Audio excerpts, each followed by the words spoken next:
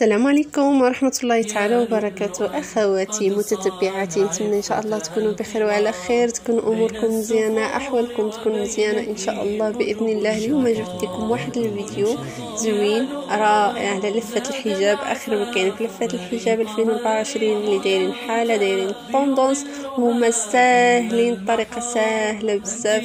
تبعي معايا الفيديو حتى الأخير إن شاء الله يعجبكم الفيديو. طبعا إلا عجبكم الفيديو ما تنسونيش بلايك واشتراك وتفعيل الجرس باش يوصلكم اي جديد في الحجاب وفي الموضه، وكنتمنى لكم فرجه ممتعه ان شاء الله.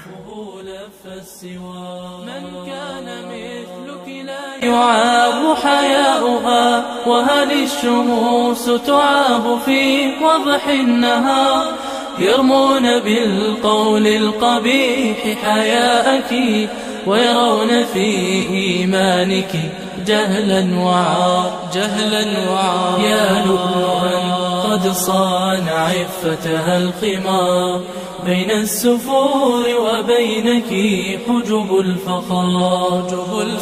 يا لؤلؤا زاد العفاف بريقها، وهدى الكتاب يظلها ظل المحار.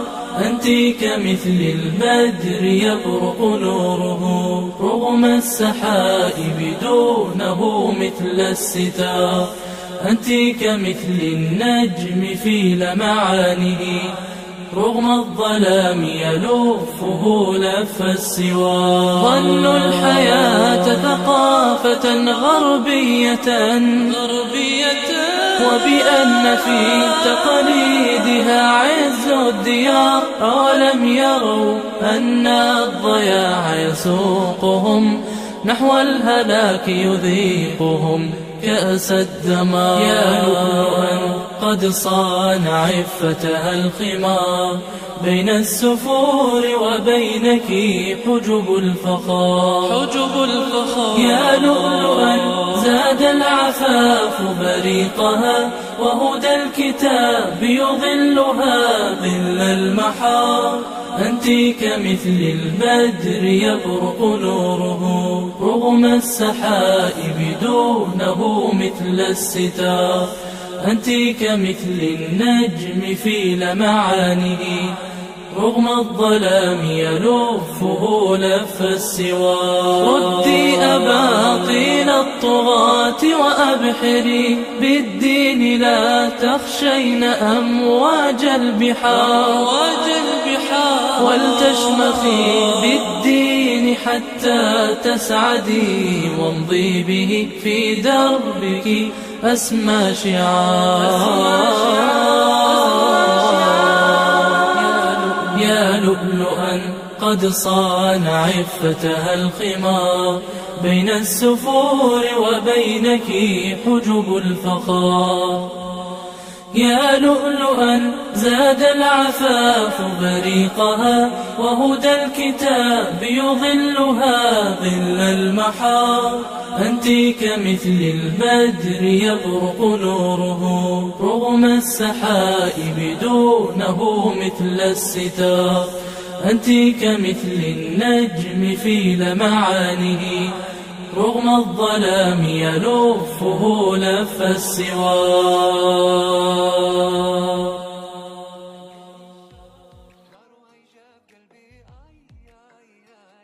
يا لؤلؤا قد صان عفتها الخمار، بين السفور وبينك حجب الفخار. يا لؤلؤا زاد العفاف بريقها، وهدى الكتاب يظلها ظل المحار. أنت كمثل البدر يبرق نوره رغم السحائب دونه مثل الستار. أنت كمثل النجم في لمعانه رغم الظلام يلفه لف السوار. من كان مثلك لا يعاب حياؤها، وهل الشموس تعاب في وضح النهار؟ يرمون بالقول القبيح حياءك، ويرون في إيمانك جهلا وعار. يا لؤلؤا قد صان عفتها الخمار، بين السفور وبينك حجب الفخار. يا لؤلؤا زاد العفاف بريقها، وهدى الكتاب يظلها ظل المحار. أنت كمثل البدر يبرق نوره رغم السحائب دونه مثل الستار. أنت كمثل النجم في لمعانه رغم الظلام يلفه لف السوار. ظنوا الحياة ثقافة غربية وبأن في تقاليدها عز الديار. أولم يروا أن الضياع يسوقهم